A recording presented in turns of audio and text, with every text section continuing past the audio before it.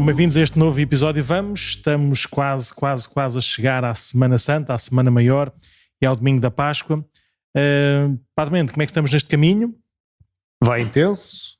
Parece que todos os dias são dias que contam a dobrar ou a triplicar, que já me tinham dito que este tempo da Quaresma antes da Páscoa era também a paixão dos padres, não é? Que uma pessoa não para, tem imensas coisas a acontecer ao mesmo tempo, vai a esta paróquia para as confissões, depois ainda vai às escolas, que também as escolas querem ter confissões nesta altura, quer dizer, no fundo não para de um lado para o outro, e entretanto também há funerais, que as pessoas também não escolhem o tempo de morrer, então no fundo é intenso até dizer chega.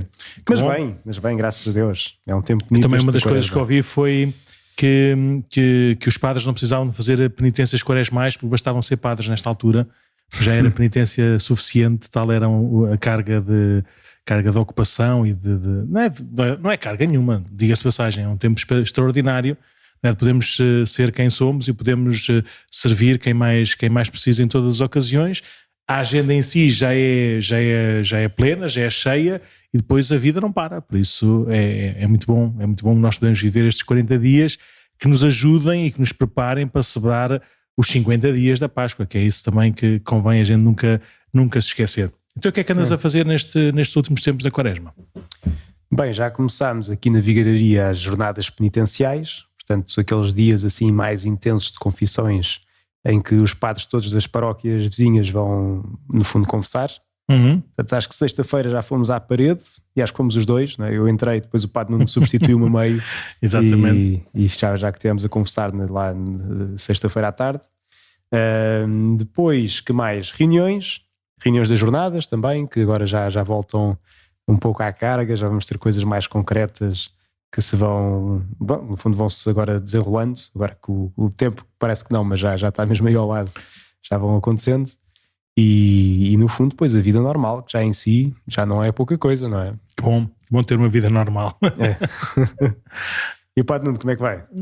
Bem, também com essa vida normal, tranquila. Nós agora estamos a preparar-nos, vai ser inaugurado o complexo museológico, por assim dizer, aqui da Santa Casa da Misericórdia, que também engloba o corpo da Igreja da Misericórdia, que vai depois reabrir para o culto lá mais para a frente, com todas as coisas litúrgicas e quando a agenda também dos senhores bispos e também do nosso regresso às igrejas para celebrarmos a nossa fé também de uma forma mais habitual e mais comum, já sem qualquer tipo de restrições sanitárias. Por isso esperamos um bocadinho por esse momento para voltarmos lá à Igreja da Misericórdia para celebrarmos a missa. Até lá as obras estão praticamente concluídas. Vamos ter lá um museu muito bonito, muito rico para a gente também conhecer e crescer na fé com essas obras de arte, e também por um lado contam a história aqui da Misericórdia, da Igreja em Cascais. E depois pronto, a Igreja propriamente dita que nunca foi concluída nas suas obras e que agora também continuam sem ser concluídas, pelo menos a parte das torres, mas pelo menos já fica tudo bem alicerçado, já não há risco de cair assim aquele estuque lá de cima do teto, já está bem iluminada, já podemos ir à igreja tranquilamente e ouvir o que é que se passa lá dentro, com um novo sistema de som, com uma nova iluminação, com os novos bancos também, para a gente poder estar confortáveis a louvar Nosso Senhor e a ouvir a sua palavra. Por isso a bênção do altar, propriamente dita, assim, a celebração litúrgica vai ser lá mais para a frente, não tem horário marcado, mas agora a inauguração desse núcleo museológico é já neste próximo domingo, dia 10 de abril, à tarde. E depois não sei qual é que é o horário das visitas normais, mas é só estar atento, com certeza que a Misericórdia saberá dar a conhecer esse horário a todos. Claro, que de facto é um museu riquíssimo, não é? Vai ser também assim, um ponto alto assim, de Cascais, e a igreja em si também vão ver que está espetacular, assim, digamos, na sua... Aquilo, as histórias que contavam é que, de facto, como o Padre não dizia, já para o final, assim, antes das obras, que às vezes lá caía assim um bocadinho de estuque, não é? E as pessoas tinham de tirar assim da cabeça que lá caía o estuque.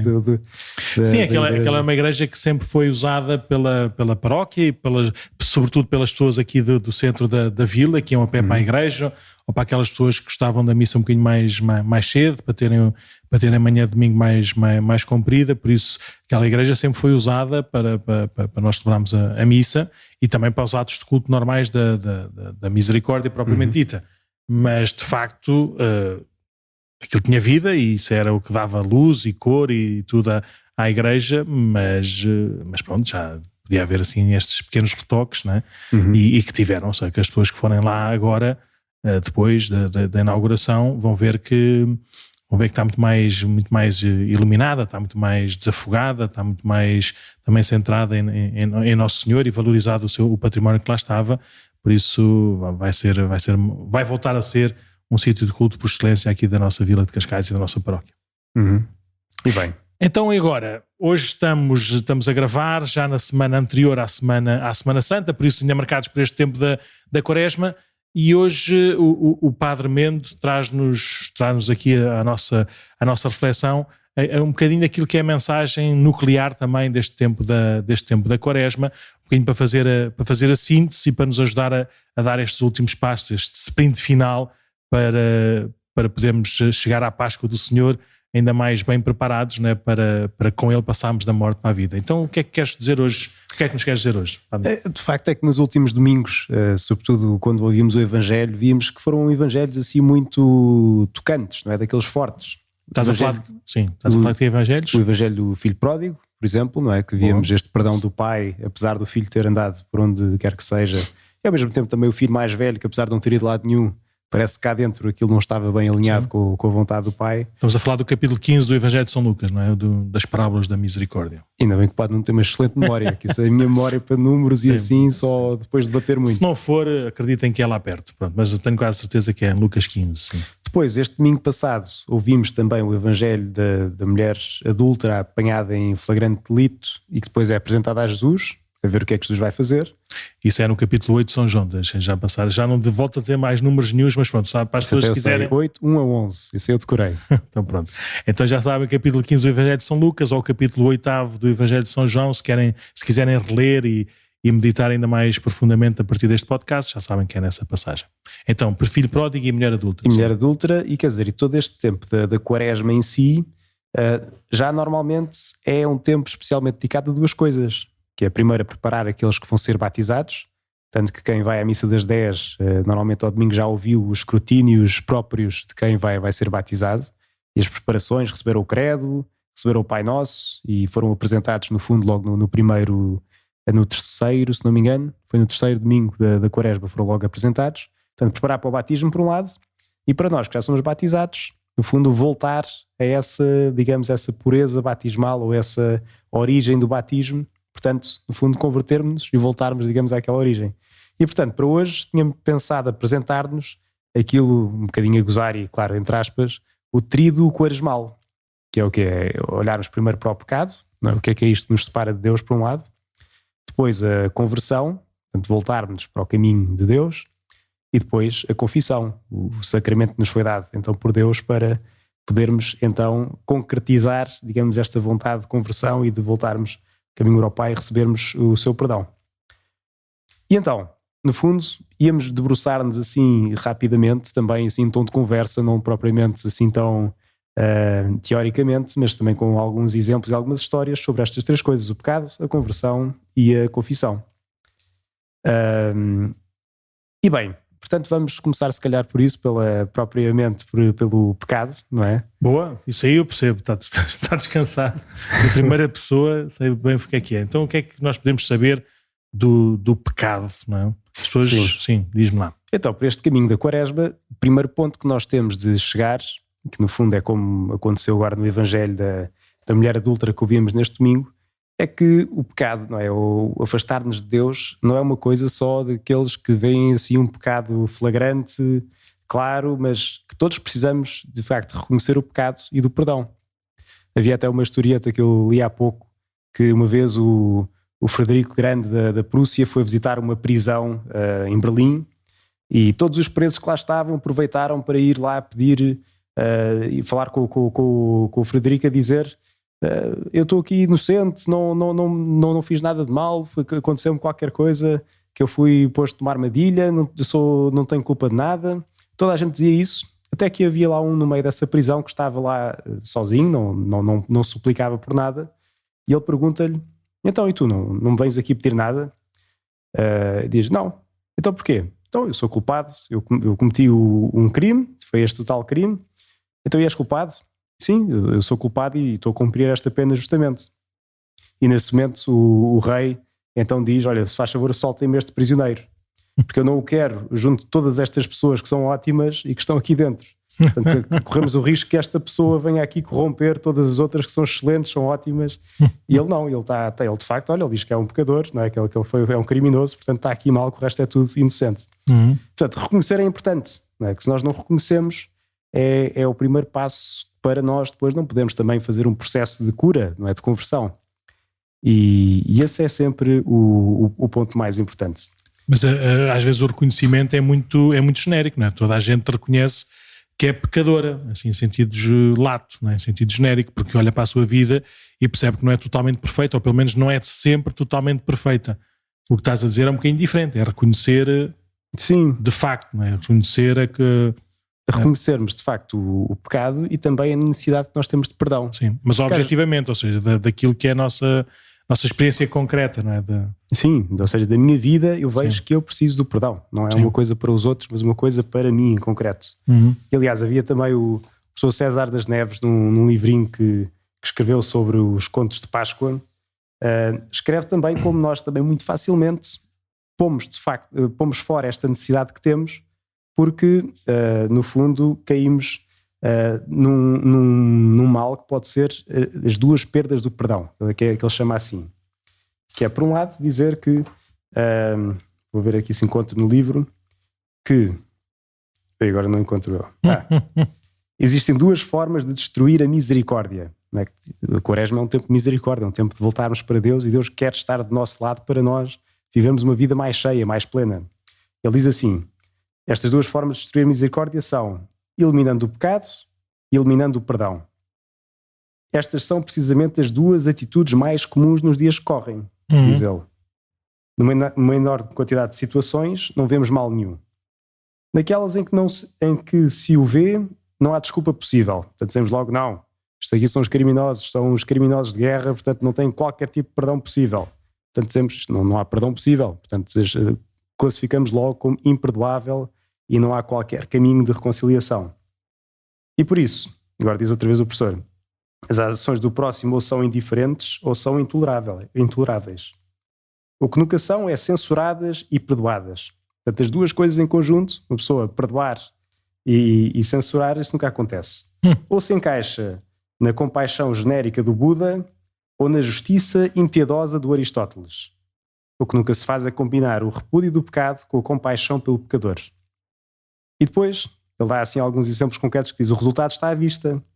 A moral oficial em filmes, romances, séries e telejornais é uma amálgama de regras, princípios e procedimentos sem fundamento, coerência ou justificação.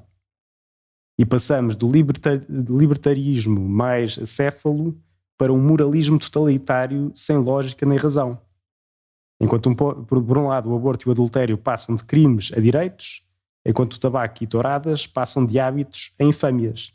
Portanto, muito facilmente nós achamos que, pronto, como não somos assim tão grandes pecadores, ou qualquer coisa, pomos esta questão do perdão e da misericórdia de lado, porque não é assim tão necessário. E se de facto há qualquer coisa de muito grave, então não é perdoável, portanto acabou, não se fala mais no assunto. E pronto, e o importante é as duas coisas: já reconhecemos que há mal e que há misericórdia, não é? Há caminho para fazer para voltar para Deus, não ficarmos assim propriamente prisioneiros deste falso dilema que é ou está tudo bem ou então está tudo mal e não há remédio. Não é? Mas esse reconhecimento convém que seja pessoal, não é? Eu não sou ninguém, nem me quero armar em alguém, não é?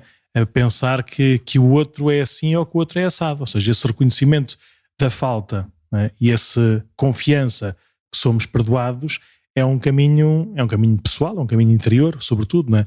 Claro que tem consequências na forma como olhamos também uns para os outros, não é? Se eu pecador me confesso, se eu pecador me reconheço, tenho muito menos fundamento ou muito menos tração, não é?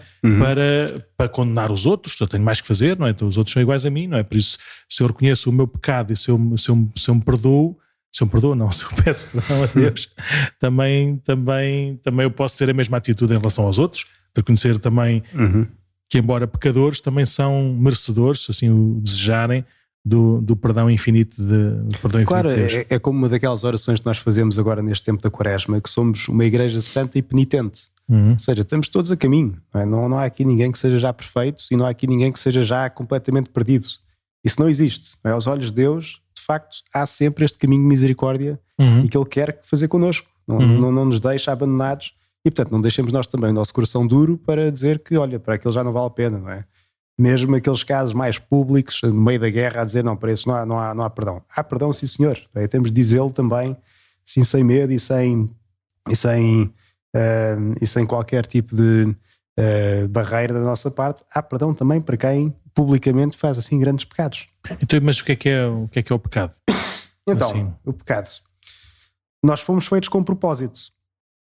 Deus fez-nos com o propósito de seguirmos o caminho que leva a conhecê-lo, não é? Conhecê-lo no meio do mundo, nas coisas onde Ele nos coloca, de o amarmos também, e qualquer desvio que é desse caminho, daquele caminho que Deus nos apresenta como o caminho bom, o caminho que nos leva a fazer a sua vontade, é um pecado, não é? O pecado na sua origem, no grego, se eu não me engano, não é? Acho que é a amartia, é uma falha do alvo. Portanto, quando nós apontamos para um caminho, ou então não apontámos para o caminho certo e fomos para outro caminho.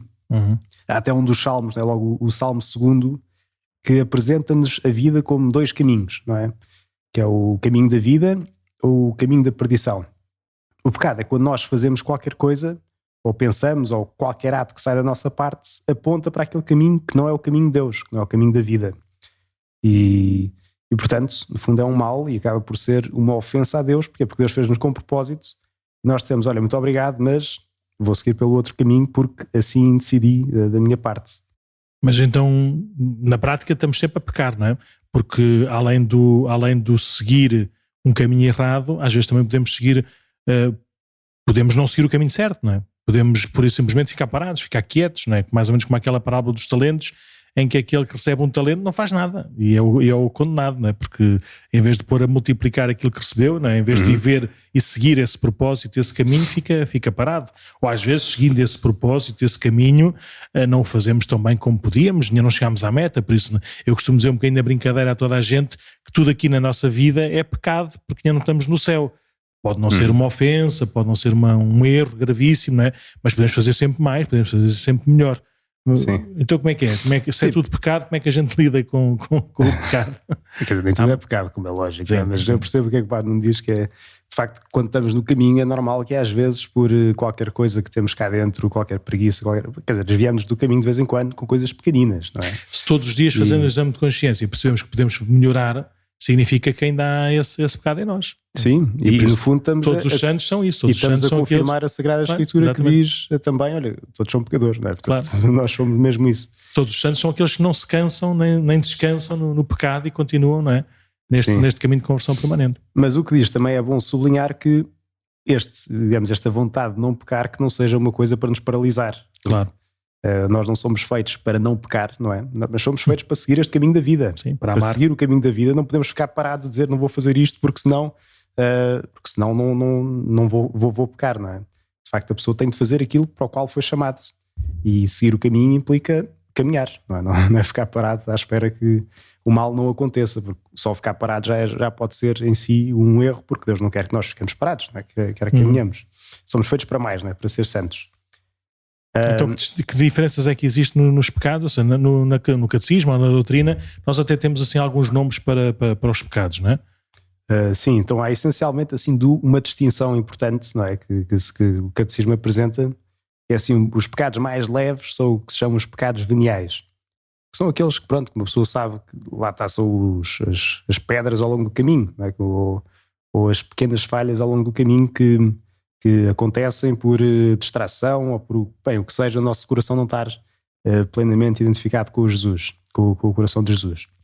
Depois há outro tipo de pecados que se chamam os pecados mortais, que têm assim um nome forte, que de facto é para chocar um pouco, não é? para nos pôr a pensar, que são pecados que, no fundo, voltando àquele salmo que falávamos há pouco, o Salmo 2, que apresenta os dois caminhos, em que nós damos um passo assim claramente, não é tipo desviarmos um bocadinho para a berma do caminho certo, mas é tipo, espera aí que eu estou a escolher ir para aquele outro caminho que não vai levar à vida. E para isso esses pecados chamados mortais dão-se, digamos assim, quando há 3 condições para isso. Quando é qualquer coisa de grave, não é? Portanto, tem de ser uma matéria grave, que é assim que se diz no catecismo, assim, numa linguagem clássica. Como é que sabemos que qualquer coisa é grave? Bem, vamos aos 10 mandamentos, que é sempre, por exemplo, quando há aquele episódio do jovem rico e que pergunta ao Jesus: bom mestre, o que é que eu posso fazer para seguir a vida eterna? O que é que Jesus diz? Olha, segue os mandamentos. Não é? Portanto, os mandamentos é assim um bom critério para nós percebermos o que é que de facto é importante, o que é assim essencial para ter a vida, não é? Como Jesus diz ao jovem rico. Há outros critérios que podemos seguir, por exemplo, São Paulo também, na carta aos Romanos, se não me engano, carta aos Romanos não, é na carta aos Gálatas, Gálatas, as obras da carne e do espírito, apresenta-nos também assim uma lista de pecados assim, que diz assim, olha, os frutos da perdição são isto.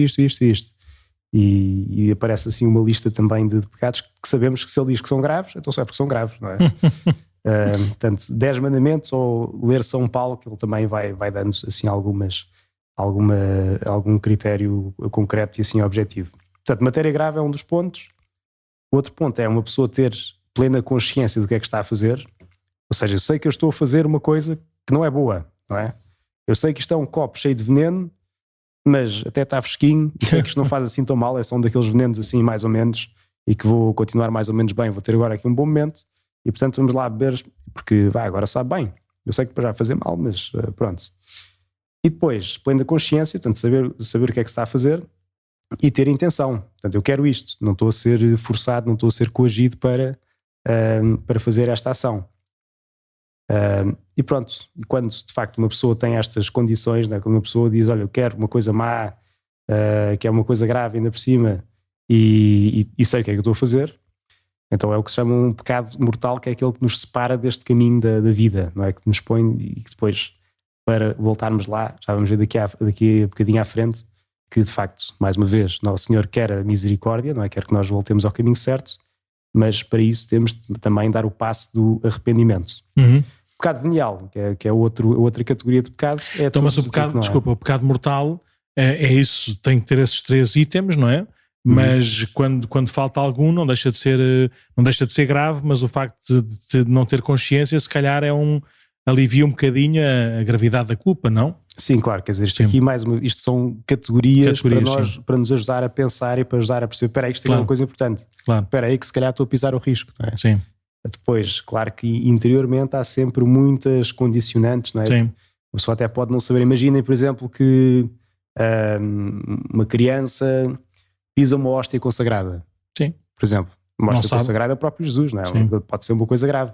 Se a criança não tem consciência, quer dizer, assim não cometeu um pecado mortal porque não sabe o que é que está a fazer. Claro, exatamente. Ainda que seja uma coisa gravíssima, claro, o ato em si, o que acontece. Sim. A matéria é grave, não há intenção nem consciência.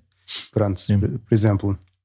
Depois, desculpa, então o pecado venial é isto tudo, mas em matéria leve. É isto, mas é em matéria leve, no fundo, assim, simplificando também para isto não ficar muito extenso. Tem que ser assim. Sim. E normalmente os pecados que nos levam à confissão são estes pecados veniais, por isso não inventemos nada, não é? Aqueles que nós pecamos normalmente são pecados veniais que também nos devem levar à confissão, até para não pactuarmos minimamente com esses pequenos pecados. Claro que isto aqui é sempre como é no fundo uma guerra de atenção. Se nós não estamos atentos aos pequeninos, depois lá hão de vir os grandes eventualmente. Claro. E pronto, isto aqui é o primeiro ponto, é de facto reconhecer o pecado, não é? Olhar para nós, fazer um exame de consciência, já vamos falar daqui a bocadinho mais à frente, para de facto então irmos regressar à misericórdia de Deus. Então o ponto 2 qual é que é? O segundo ponto, portanto reconhecemos o pecado, é converter-nos. Ou seja, vimos o mal que fizemos, vimos que estamos a caminhar então num caminho que não é o caminho da vida, aquele que Deus nos propõe. Então vamos voltar para o caminho da vida. Quer dizer, parece tão simples quanto isto, e às vezes é mesmo tão simples quanto isto. Às vezes tendemos um bocadinho a tornar as coisas mais complicadas do que são, mas claro, agora estou a simplificar eu demasiado, que é para depois as pessoas em si pensarem e não ser assim tão complicado. Mas pronto, converter-se é voltar-se, não é? Voltar-se então para o caminho que sabemos que Deus nos propõe como o caminho certo. Reconhecer o mal, como se estivermos num barco, é acertar o leme, ajustar também as velas, portanto, para ter pujança para voltar para lá. E pronto. Para isto, o primeiro ponto de voltarmos para o caminho certo é preciso arrependermos-nos. Portanto, reconhecer que de facto fizemos o mal e queremos ir para o caminho bom. Pode haver aqui uma certa...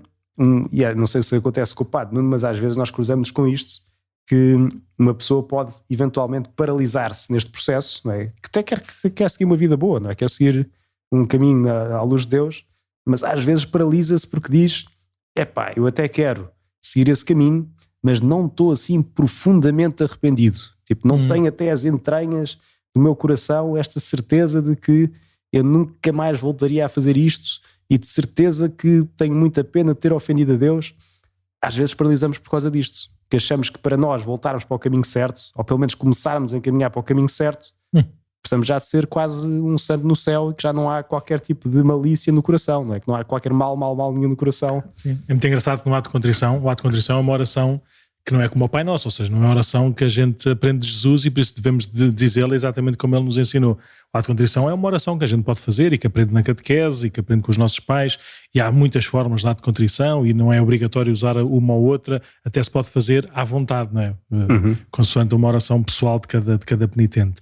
Então eu não quero dar ideias a ninguém, mas já ouvi várias vezes quando é aquele pequenino: ajuda-me a não voltar a pecar. Há uns que já dizem: ajuda-me a tentar não voltar a pecar, ou seja, fazem da oração apenas uma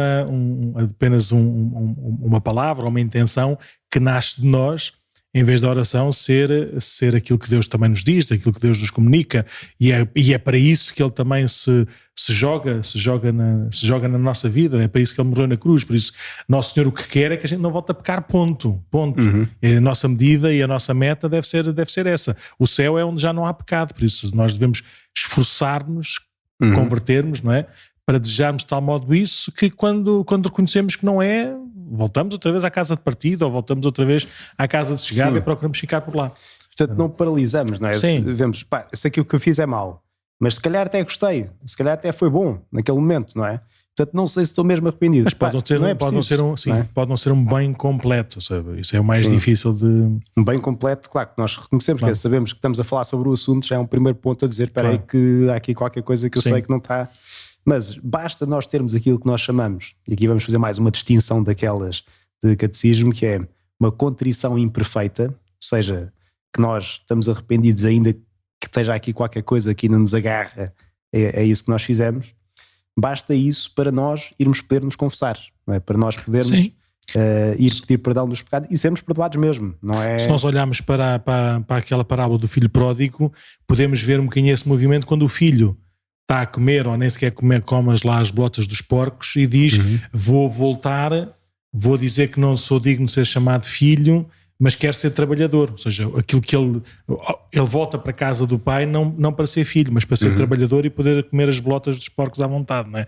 Por isso, quando nós voltamos à casa do pai, voltamos também às vezes com esse desejo imperfeito, não de queremos voltar a essa festa, a essa comunhão, não é? Essa boda do filho, não é? Essa festa de casamento do filho, mas queremos voltar apenas assim, mais ou menos, ou seja, ao menos a gente vai comendo as bolotas dos porcos.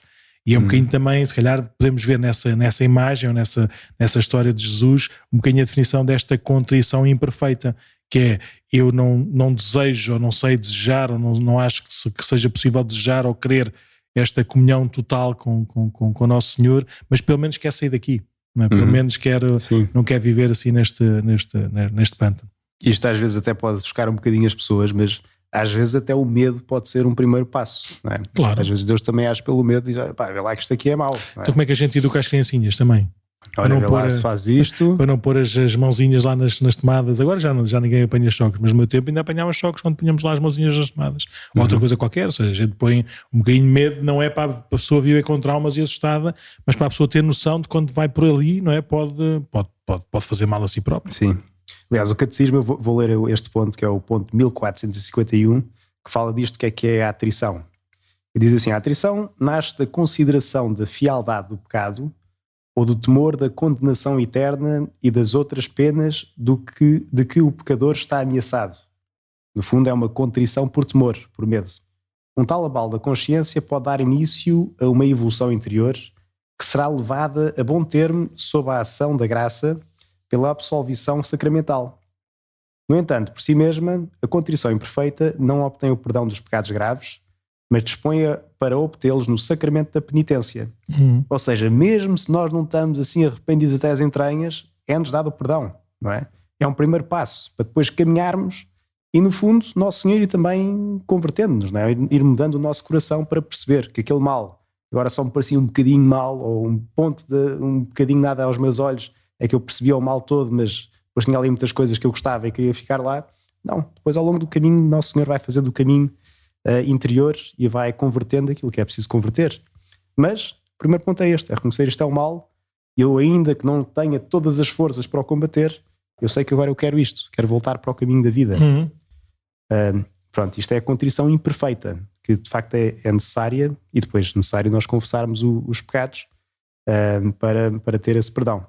Claro que o mais perfeito para aquilo nós devemos caminhar é a contrição perfeita, que é aquela que eu reconheço, eu fiz isto, saí do caminho bom, não fui feito para isto não é uma vida plena, isto aqui é um caminho que ofende a Deus, não é? Porque não fui feito para isto e não sou um bom filho assim, e por isso, Senhor, eu estou de facto muito arrependido e nunca mais quero voltar a fazer isto e vou-me esforçar por isso. Este é o arrependimento perfeito, não é? A contrição perfeita, não é? Que é porque no fundo é por amor a Deus. Olha, não correspondi ao amor, portanto eu quero-te pedir perdão por esta minha falta de amor sincera e que não há nada deste mundo que seja capaz de se pôr à minha frente disto. Devemos caminhar para aí, mas mais uma vez isto é um caminho, não é uma coisa que se consegue do dia para a noite. Não devemos estar à espera que ele venha do nada, que é precisamente com estas atrições, primeiro estas contrições imperfeitas, que o nosso coração vai se habituando a uma contrição mais perfeita. É um caminho, não é um processo, é um processo de maturação, não é um dado adquirido de repente. Até porque se ficarmos nesse dado estamos tramados. Sim, não vamos caminhar, não é? Sim. E vivemos apenas só com a dor do nosso pecado, sem nos abrirmos à experiência extraordinária do perdão. É para isso que serve a contrição. Isto é tudo sempre uma conversa de misericórdia que Deus tem connosco. Sim. Ele quer mesmo que nós façamos este caminho com Ele. E ainda que achemos que vamos cair logo a seguir, se temos um bocadinho que seja desta vontade de ir atrás dele, então vamos. Não vamos ter paralisias, que isso às vezes pode ser, digamos, o mal a querer de facto agarrar-nos às coisas e como diz aquele ditado, então se agora nós não agimos como pensamos, ou seja, se não vamos logo pedir perdão, então depois aos poucos vamos começar a pensar de uma maneira diferente com a forma que agimos e já não vamos querer sequer esse perdão porque já mudámos de ideias ou outra coisa. Portanto, não deixar paralisar por achar que não temos um arrependimento perfeito logo à partida. Então depois da conversão, o que é que a gente faz? Então vimos o pecado, vimos a conversão, que é um caminho, portanto é uma coisa que vamos fazendo ao longo da vida, não é uma coisa de um momento apenas. Claro que tem um primeiro momento em que fui-me confessar e agora começo a seguir mais de perto atrás de Jesus. Mas depois o terceiro ponto é de facto esta confissão. Lá está, isto não é um caminho cronológico, mas é mais um caminho apenas assim de esquema que era para nós percebermos, pronto, já vimos o pecado, já vimos que queremos voltar para o caminho bom. Então a confissão é o sacramento onde nós expressamos assim claramente a Deus o nosso arrependimento e obtemos de facto o perdão dos pecados. É um dom de Jesus, não é? Jesus quando ressuscitou disse aos apóstolos a quem perdoares os pecados serão perdoados, a quem os retiveres serão retidos. Portanto, deu logo esse poder aos apóstolos para perdoar os pecados e por isso mesmo é que de facto é um dom grande de Deus que é dado para, através da confissão do sacramento da confissão, que nós vamos confessar a um padre ou um bispo, recebemos de facto esse perdão mesmo. E às vezes as pessoas podem perguntar, então, mas, ok, eu estou arrependido, eu reconheço o mal que eu fiz, mas tenho mesmo de confessar a um padre? Assim, às vezes pode ser a pergunta que muitas vezes pode nos vir. Havia um padre que contava... Muitas vezes. O quê? 99% das pessoas acham isso. E dos cristãos que vêm à missa, não sei qual é que é a percentagem, mas tu vês. Imagina, tu dás quantas comunhões por domingo? Eu nunca contei, não faço. Mas conta por alto, para aí 1000, não é? Se tivesses de confessar estas 1000 pessoas uma vez por ano, quantos minutos é que tinhas de estar no confessionário e quantos é que passas. Basta fazer essas contas. Pois. Nós quando temos assim um dia cheio, confessamos o quê? O nosso dia de confissões aqui confessa cada um 20, 30, 40 pessoas? Não, mais, não. Cada pessoa, cada padre? No dia das confissões. Cada padre, ou seja, nós somos 3 ou 4 padres, sim. Mas cada padre, tu tens quantas confissões? Das 9 da manhã até às 11. No primeiro dia de que houve estas confissões, eu tentei contar. Sim. Mas depois a meio desisti porque mas é só multiplicar, basta ver quanto é que faz por hora e depois multiplica por 10 horas. Não tem nada que enganar. Não tem nada que enganar, é só isso. Pode ser para aí... 10 horas, numa hora confessas 4, 5. A melhor das hipóteses, 100 pessoas num dia. E mesmo assim já é um exagero. 10 pessoas por hora, tu? Só se for daqueles pequenininhos que se confessam em 2 minutos. Mas também contam, não é? Também conta, sim. É verdade. Então pronto, no máximo 100 pessoas, sim. Vá, não chegamos às 1000 na mesma. Vamos usar a mesma coisa. Sim. E das que comungam, não é? Não são as que vão à missa. E se calhar são aqueles que não comungam é que precisam da confissão. Mas conta, desculpa. Sim, estava aqui a dizer porque há muitas pessoas que acham que não precisam se confessar sacramentalmente, confessar-se a um padre. E no outro dia contaram aquela história, acho que o Padre Nuno também estava presente, que acho que foi um padre uma vez que, assim, numa missa solene, não é? Assim, no meio de muita gente, que disse assim, meio a gozar, meio a falar a sério, não é? Que às vezes as coisas mais sérias nós falamos assim a brincar. Claro. Que fez um aviso, como era muita gente, e se calhar muita gente não era católica, já não ia à missa há muito tempo, que disse que ia-se distribuir agora a comunhão, e lembrou que, e disse assim depois, aqueles que se confessam diretamente a Deus, depois peçam-lhe também diretamente a comunhão. Portanto, não... Claro. Ou seja, é que Nosso Senhor quis mesmo que nós tivéssemos esta humanidade no meio, ou, digamos, estes mediadores por meio do mediador. Não é? E não é porque é um burocrata ou não gosta de nós e só gosta de complicar-nos a vida e de pesar-nos a vida. É porque nos conhece tão bem. É porque sabe, se nós não tivéssemos estes sacramentos, não é? estes sinais, estes intermediários, não é? Estas pontes, nós somos seres corporais, por isso precisamos do nosso corpo, precisamos de ouvir, precisamos de tocar, precisamos de saborear, precisamos de viver para alimentar o nosso espírito, não é? Para alimentar a nossa alma. Por isso a confissão é um dos sacramentos principais que nós podemos celebrar habitualmente. Sim, e de facto faz a diferença que nós vemos mesmo, por exemplo, imaginemos, propósitos de ano novo. Nós lembramos dos propósitos do ano novo um dia e depois, passado um mês ou assim, pelo menos eu falo por mim, já os esqueci. Uma semana. Se eu não os confronto, entre aspas, com alguém, já os esqueci. Não é? Claro. Ou então, ok, olha, hoje fiz uma asneira, portanto vou pedir perdão ao Senhor, mas se não ouço uma palavra que me ajuda a lembrar de coisas, e às vezes são tão simples que uma pessoa já sabe, mas ouvir de outra pessoa é completamente diferente. Sim, porque ajuda a materializar, a dizer, espera aí, primeiro não estou sozinho nisto, não é? Isto não é só uma coisa da minha vida, mas tenho aqui alguém que me ajuda também a caminhar. E depois, é isto, também não há grande escapatória. Eu vou dizer e vou reconhecer mais humilde, por um lado, e mais necessidade da misericórdia e da ajuda de Deus. Porque se for só eu, com a minha consciência, então é uma solidão que estamos tramados, não é? Porque ainda precisa a minha consciência e o meu pecado. Se não deixamos o pecado para fora, ele fica cá dentro. Sim. Portanto, não vale a pena. Estamos a fazer mal a nós mesmos, não é? E, aliás, já vamos falar daqui a pouco também, isso aí vê-se num livro do Dostoiévski, no Crime e Castigo, que depois já vamos apresentar no final, que vemos exatamente isso a acontecer. Quando nós não pomos o pecado para fora, ele fica cá dentro e destrói-nos. Não nos faz bem, mesmo. Não é? Não achemos que não, porque isto faz-nos mal. Não é? E Nosso Senhor sabe muito bem como é que nós funcionamos. Portanto, quando instituiu a confissão, foi mesmo de verdade. Aliás, eu contava numa homilia no outro dia, que eu ouvi mesmo, portanto não é a história assim que uma pessoa inventa para ficar bem. Uma vez um protestante a dizer isto, que vocês católicos têm muita sorte que de facto têm o sacramento da confissão. Eu da minha parte tenho de aguentar com os meus pecados, entre aspas, não é? Até ao fim da vida. É uma graça de Deus, de verdade. Não é? Portanto, é aproveitar. Então a gente confessa o quê?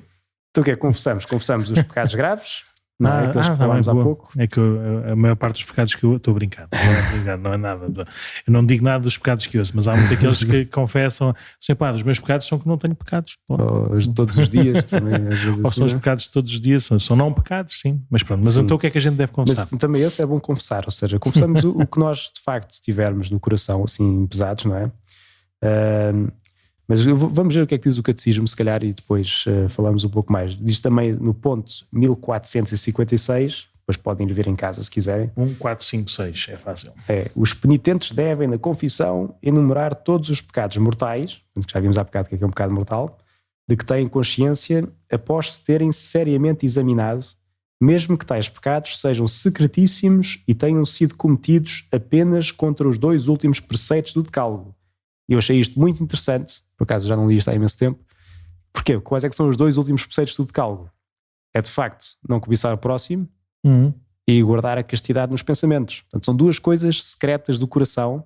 Sim. E que mesmo diz o catecismo agora a seguir, que eu vou ler de seguida, porque por vezes estes pecados ferem mais gravemente a alma e são mais perigosos que os cometidos à vista de todos. Ou seja, aqueles que estão cá no coração secretos, se nós não os pomos para fora, podem ser mesmo os mais destrutivos. Ensina-nos o catecismo. E pronto, portanto às vezes não tenho pecados nenhuns, vê lá bem no coração, porque se fica aí pode ser muito destrutivo, não é? Pode estar-te a fazer mal e depois de repente percebes que estás mal e não sabes o porquê. Olha, se calhar é por isso mesmo, não é? Não é o pecado não é aquilo que se diz do pecado, não é? De facto, o que é que está cá a fazer dentro? Pronto, portanto, confessamos tudo, pecados de facto mortais, aqueles mais graves. Também faz bem nós confessarmos os pecados veniais, portanto as coisas que sabemos que não vai contra os 10 mandamentos ou não vai contra aquelas listas de São Paulo que falávamos há pouco, mas pode-nos ajudar também porque, no fundo, estamos a pedir perdão e é-nos concedido o perdão e depois o padre normalmente ajuda-nos também no final da confissão, não é necessário que o faça, mas normalmente todos os padres fazem isto, dão um pequeno conselho, dão uma pequena ajuda para superar também esses pequenos pecados que cometemos e que não queremos cometer, não é? Queremos levantar o coração e seguir em frente. E portanto pronto, confessamos tudo aquilo que nós sabemos que nos pesa no coração e que é um desvio deste caminho, do caminho da vida, que Deus não quer que o façamos e que vemos que fizemos mal. E pronto, portanto confessamos isso, não é? Chegamos ao confessionário, fazemos o sinal da cruz, dizemos normalmente depois o padre ou nós mesmos, já não me confesso há não sei quanto tempo, não é? Até pode ser há 30 anos, não há problema nenhum, não é? Há 30 minutos. Ou há 30 minutos que seja, pronto. Mas dizemos a quanto tempo é que nos confessámos, depois dizemos então os pecados que nos acusam, não é? Que nós queremos acusar, e pronto, depois se der, não é? Que normalmente dá, não é? Se uma pessoa está arrependida e quer de facto mudar de vida, se quer converter, então o padre dá uma penitência. O que é uma penitência? Uma penitência é uma forma que temos também de ajudar a repor aquilo que o nosso mal fez. Eu normalmente dou aquele exemplo que se nós temos um copo e partimos o copo da mãe, não é? Em casa da mãe, vamos pedir perdão à mãe de termos partido um copo, não é? E a mãe até pode desculpar, mas o copo está partido, está a estilhaços, portanto houve menos um copo. E essas orações que nós fazemos depois, que é o que se chama a satisfação, é uma forma de nós cooperarmos de alguma maneira a repor o mal que nós fizemos. Ou seja, colar um bocadinho os cacos do copo para voltar a pôr bem aquilo que foi feito mal. Claro que nunca põe totalmente, não é? Ou pelo menos nós nunca sabemos bem quando é que isso é feito, mas é uma forma também de fazer. Por isso é que o padre depois diz, olha, depois rezas um Pai Nosso e uma Ave Maria, ou fazes 10 minutos de oração, ou então vais, não sei, depois o padre dá uma penitência, que é essa nossa forma também de ajudar a repor ou pôr amor onde foi posto falta de amor, não é? Pôr agora mais amor como reparação daquilo que não se fez. E depois recebe-se a absolvição, que é aquela oração onde de facto o padre dá, ou Jesus, por meio do padre, dá então o perdão dos pecados, vai-se em paz e depois reza-se aquilo que é a penitência que foi dada na confissão. E pronto, no fundo. É um caminho engraçado, o caminho da Páscoa na Quaresma, porque este caminho interior é o caminho, se quisermos, do tríduo pascal, de facto, que é de nós reconhecermos as nossas faltas e nós fazemos o caminho em Deus ou em Cristo desta passagem do pecado para a graça, ou da morte para a vida, da tristeza para a alegria. Por isso a confissão, ou este ato de reconhecer as nossas debilidades, as nossas fraquezas, as nossas mortes, e sabemos que não é o último passo, não é o último estado de vida, né? E chegamos até Deus e recebemos esta graça do perdão, é a nossa Páscoa também, a nossa Páscoa espiritual. Passamos da morte para a vida, não é? Sim, do pecado para a graça. Passamos daquele caminho da perdição, não é? Daqueles 2 salmos, para o caminho da vida. Voltamos outra vez para... Sim. E é uma alegria, não é? Tantas vezes que já se vê gente mesmo que sai alegre do confessionário, não é? Sim, às vezes até com muitas lágrimas.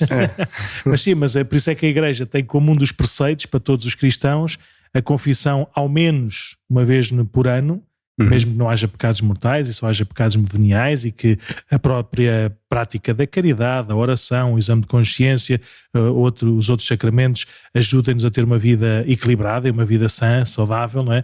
Mas mesmo assim, pelo menos por altura da Páscoa, nós todos podemos fazer esta experiência, porque é a nossa Páscoa interior. Nós também vivemos cada um espiritualmente e cada um interiormente este poder da Páscoa de Jesus, que é vencer a morte, que é consequência dos nossos pecados, das nossas ofensas a Deus. Vencemos a morte para a vida, e esta vida sã, esta vida cheia de graça, Nosso Senhor nos oferece pela sua ressurreição.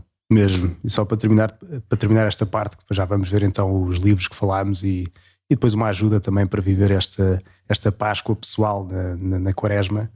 O Papa Francisco diz, e lembra-nos, que para tirarmos esta ideia da cabeça de que a confissão é uma câmara de tortura. Não é.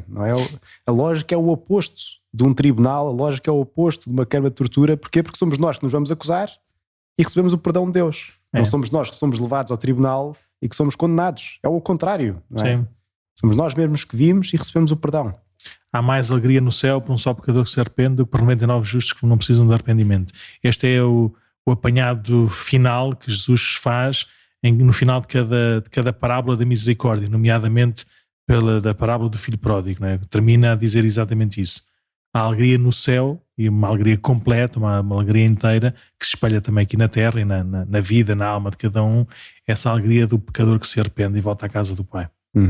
Como diz o Papa Francisco também, que a confissão é uma festa para comemorar o dia do batismo. Porque de facto recebemos outra vez aquela graça que recebemos no mesmo dia em que fomos batizados.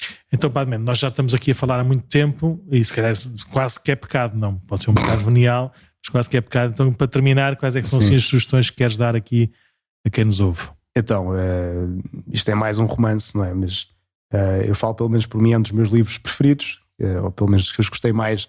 Não porque seja assim um livro muito alegre, mas é porque é muito profundo. Uma pessoa lê isto e vê de facto a natureza humana. Lê-se isso e pensa, isto podia ser eu, não é? Eu do Dostoiévski só li O Idiota, mas tenho que ler este com mais interesse. Esse eu li também. Que é o Crime e Castigo do Dostoiévski, que como o próprio título indica, houve um crime e depois veio o castigo, e vai à volta do processo psicológico da pessoa que o cometeu. E agora não vou fazer spoilers, porque vale a pena ler. Mas o Dostoiévski escreve de uma maneira extraordinária, sim, agarra-nos completamente. Então este é um dos livros, que eu também já falei há pouco. E o outro é este do professor César das Neves, Contos de Páscoa, onde fala então desta questão da perda da misericórdia, e de facto, mais uma vez, é um livro extraordinário. O professor tem este condão de chegar aos pontos centrais em poucos parágrafos. Assim, um parágrafo e tem lá assim logo uma frase cheia de sabedoria. Bem, e agora o Padre Nuno vai-nos mostrar, acho que já sabem, mas temos então também no site da paróquia algumas ajudas que nos ajudam a aprofundar isto da confissão e de como é que podemos entrar mais dentro disto. Sim, vocês podem ver, não é, em paroquiadecascais.org. Depois aqui na parte, no menu sacerdote, que tem tudo a ver com a parte das orações, do culto que a gente presta a Deus, na parte dos sacramentos e sacramentais, onde os sacramentos que existem, o sacramento da cura é a confissão. Pronto, e se clicarem cá, vem dar aqui este pequeno menu, onde tem uma mini explicação também do Catecismo da Igreja Católica sobre a confissão. Temos aqui uma catequese que o Papa Francisco fez também sobre os sacramentos, nomeadamente sobre o sacramento da confissão, em 2014. E depois, no final, como existem todos os outros separadores, algumas perguntas e respostas rápidas, mais comuns, e depois algumas ajudas, não? Alguns documentos que podem ajudar. Neste caso são basicamente exame de consciência ou guia para a confissão. Por exemplo, esta guia para a confissão das crianças, vê-se assim de uma maneira muito bonita, assim, estes vários momentos, não é, da confissão. Vai passo a passo. Vai passo a ponto passo, 1, sim, 2, exatamente. Depois ficam a saber o que é, e depois na página, na parte de trás, se quiserem, podem pôr assim, em género de perguntas. Não é uma pergunta de um exame, do sim ou não, sim ou não. Às vezes os pequeninos vêm assim com essa coisinha dos Cristo, do X, não é? Do certo, quase como dizer sim, sim, sim, sim, sim, sim, sim, sim, sim. Não é bem essa lógica, isto são perguntas apenas indicativas para cada pessoa. E depois, se forem reparar, depois também para os jovens e para os mais crescidos, as perguntas podem ser assim um bocadinho diferentes, embora a estrutura da confissão seja a mesma para toda a gente, como é óbvio. Agora depois o que é que cada um diz, o que é que cada um ouve e como é que celebra, também é tudo de acordo com a sua consciência. No final, nós próprios também, pegando assim em alguns outros exames de consciência, fizemos aqui um processo um bocadinho mais longo, ou seja, de preparação para o exame de consciência, depois também olhar para fazer um exame interior a partir das virtudes humanas, a partir do amor que Deus é, e depois no final também com algumas orações, nomeadamente o ato de contrição, e depois orações de louvor, para sabermos que Nosso Senhor está connosco antes, durante e depois da confissão, para nós vivermos esta vida nova do ressuscitado. Por isso vejam aqui no nosso site da paróquia, se quiserem, se acharem bem, e pronto. E bem, então, olhem, isto é uma pequena ajuda para ajudarmos então a entrar mais na Páscoa que aí vem. Fazemos esta Páscoa pessoal, com esta conversão, com o reconhecimento do pecado e com a confissão, para voltarmos mais para Deus, para irmos até esta vida nova para a qual somos feitos. Não somos feitos para evitar o pecado apenas, mas para ser santos. Mas vamos a isto, vamos juntos. Podem enviar as vossas sugestões, tudo o que tiverem de críticas ou perguntas. De certeza que nestas questões há muitos que podem ter perguntas, portanto enviem à vontade, que depois teremos um momento para responder a isso também. Enviem então para podcasts@paroquiadecascais.org e pronto, de facto gostamos de receber as vossas dúvidas e perguntas para poder também ajudar melhor a caminhar neste caminho juntos, que esperemos que seja pelo caminho da vida até ao céu, onde de facto já não há pecado, onde tudo o que é pecado desaparece e há apenas o amor de Deus, aquele que vence no final com Jesus, e queremos também nós vencer com Ele.